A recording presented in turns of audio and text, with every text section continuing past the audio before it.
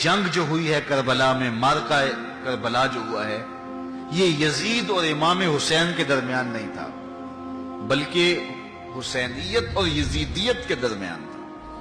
یعنی یہ شخصی لڑائی نہیں تھی، بلکہ نظریات کا تصادم تھا۔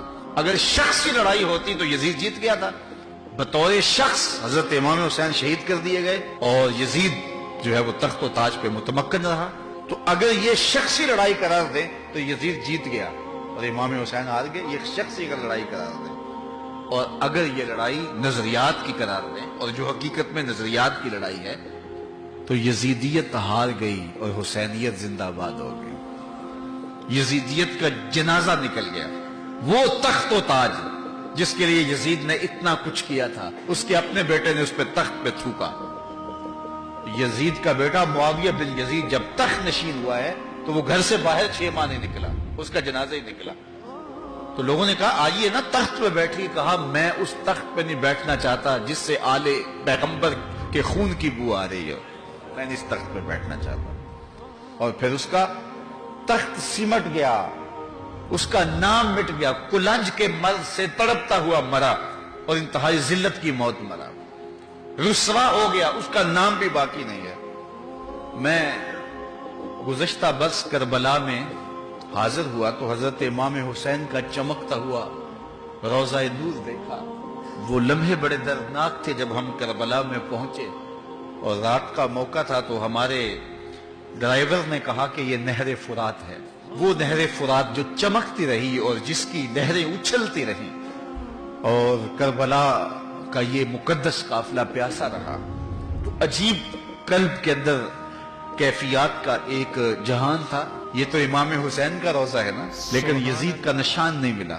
میں نے تاریخ کی کتب میں ڈھونڈا کہ یزید کی قبر کہاں ہے، تو مجھے تاریخ نے بتایا مزبلہ دمشق، دمشق کے اندر کوئی جگہ ہے جہاں لوگ کوڑا پھینکتے ہیں، تو اس کوڑے کے نیچے کہیں یزید کی قبر ہے۔ نشان بھی نہیں ہے کہاں ہے، لیکن اتنا پتا ہے اس روڑی کے نیچے یزید کی قبر ہے۔ یزید کی قبر مزبلہ دمشق میں، اور امام حسین کا قبضہ آج بھی کربلا پہ۔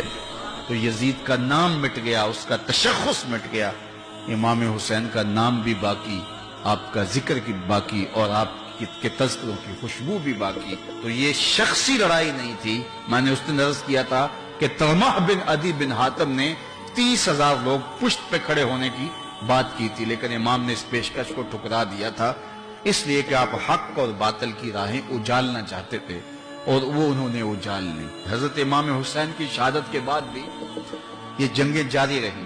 مالک اشتر کی قیادت میں مختار سقفی کی فوجیں ابن زیاد کی فوجوں کے مقابلے میں فرات کے کنارے لڑ رہی تھی۔ اللہ تعالیٰ نے فتح دے دی، ابن زیاد نے گھوڑے کو ایڑ لگائی اور میدان چھوڑ کے بھاگ گیا، باقی جو بھی قابو آتا اس کو پکڑ کے قتل کر دیا جاتا۔ خیر یہ لوگوں کی پہنچ سے بہت دور نکل گیا، لیکن اس کا جی گھبرا رہا تھا، پیاس کی شدت تھی، گھوڑا بھی ہانپ رہا تھا۔ تو یہ چلتے چلتے صحرا میں گیا تو وہاں اس نے دیکھا کہ ایک خیمہ ہے، تو سوچا کہ میں چلتے چلتے ان سے پانی کا گھونٹ مانگ لوں تاکہ اپنے جگر کی پیاس کو بجھا سکوں۔ تو اس نے گھوڑا کھڑا کیا اور ہانپتا ہوا اس نے پردہ اٹھایا، دیکھا تو خیمے میں امام زین العابدین قرآن کی تلاوت کر رہے تھے۔ تو جب اس نے دیکھا تو ایک دفعہ تو شرم سے پانی پانی ہو گیا، لیکن مرتا کیا نہ کرتا، پیاس کی شدت تھی کہ حضرت پانی دیجئے۔ امام زین العابدین نے دیکھا اور پھر گھڑے سے کٹورا بھرا اور اس کے ہاتھ میں تھمایا، سمجھا کہ حضرت نے مجھے پہچانا نہیں، پانی پی لیا، شدت کی پیاس تھی، پھر مانگا، آپ نے پھر دیا، تیسری مرتبہ پھر مانگا، آپ نے پھر دیا۔ 3 کٹورے پانی کے پینے کے بعد امام زین العابدین سے کہنے لگا حضرت شاید آپ نے مجھے پہچانا نہیں۔ امام زین العابدین ابھی تک ضبط کیے بیٹھے تھے، آنکھوں سے موٹے موٹے آنسو نکلے۔ کہا بدبخت تجھے نہیں جانتا جس نے میرا خاندان اجاڑ دیا، 6 ماہ کے بچے بھی نہ چھوڑے، جس نے مخدرات کو اونٹوں پہ بٹھایا، کیا تجھے نہیں جانتا جس نے خاندان نبوت اجاڑ دیا؟ تو کہا حضرت اگر جانتے ہیں تو میرے ساتھ یہ سلوک کیا کیا؟ کہا ایک دن ہم مہمان بن کے تمہارے گھر آئے تھے، جو تم نے کیا وہ تمہارے خاندان کی ریت تھی، آج مہمان بن کے ہمارے دروازے پہ تم کھڑے ہو، جو ہم کر رہے ہیں ہمارے خاندان کی ریت ہے۔ تو یہ شخصی لڑائی نہیں تھی، یہ نظریات کا تصادم تھا، تو امام حسین رضی اللہ تعالیٰ عنہ جو چاہتے تھے وہ ہوا، حق اور باطل کی سرحدیں بالکل واضح ہو گئیں، نہ یزید کا وہ ستم رہا، نہ زیاد کی رہی وہ جفا، رہا تو نام حسین جسے زندہ رکھتی ہے کربلا۔